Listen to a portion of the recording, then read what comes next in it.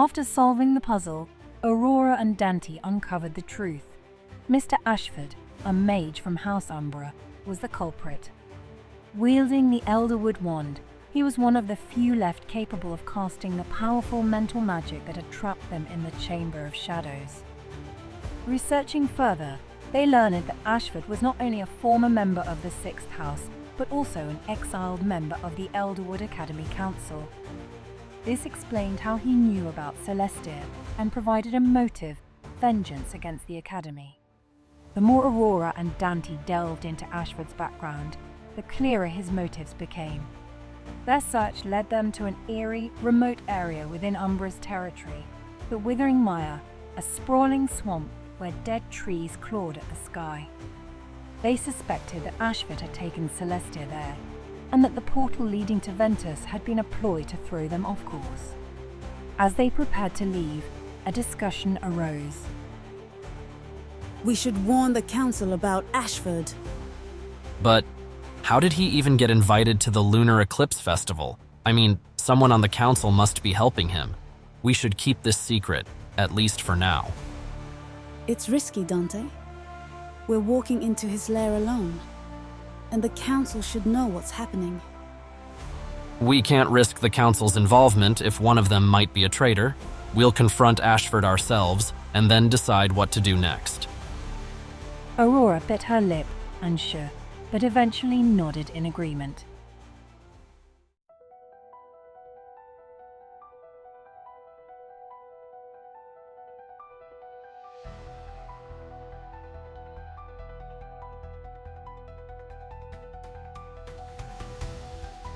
As night fell once more, Dante and Aurora reached the edge of the Withering Mire. The air was thick and damp, filled with the scent of decaying wood and stagnant water. In the distance, faint sounds of croaking frogs and rustling branches broke the silence, creating an eerie melody that seemed to guide them deeper into the swamp.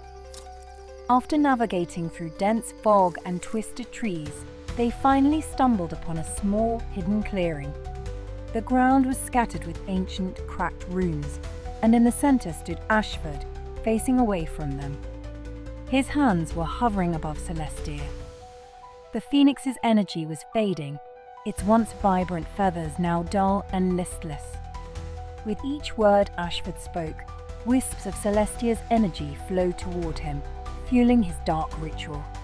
Dante and Aurora raised their wands, ready to confront Ashford. But before they could cast a single spell, a figure emerged from the shadows behind them. Gripping a dark oak staff, he cast a powerful binding spell without a single word. Roots sprang from the ground, twisting tightly around Dante and Aurora, binding their wrists and legs in place. Aurora's eyes widened as she recognized the man. Uncle Elion! Elion gave her a cold smile, his gaze unwavering. As Ashford continued his ritual, Mr. Hartwell finally explained. Long ago, I aspired to join the council, just as Ashford did. But they turned me down, choosing only him. And after he was expelled, we found each other once again. The council and House Lumina dismissed our work, our potential, and I wasn't about to let them stifle my magic. Ashford looked over his shoulder, smirking as he continued his spell. We share a common vision, one that the council tried to erase. When they cast me out, they thought they were destroying me. But we are stronger together. And with Celestia's power, we'll finally break free of their limitations. The betrayal was crushing for Aurora. Her uncle, a mage of Lumina, had joined forces with Ashford to rob Celestia's life force, all in pursuit of forbidden magic. The Sixth House, hidden, powerful, and long thought gone, was alive, and its members were more dangerous than she'd ever imagined. As Ashford's ritual neared completion, Celestia's flames grew dimmer. Dante and Aurora struggled against the binding spell, but the roots held firm.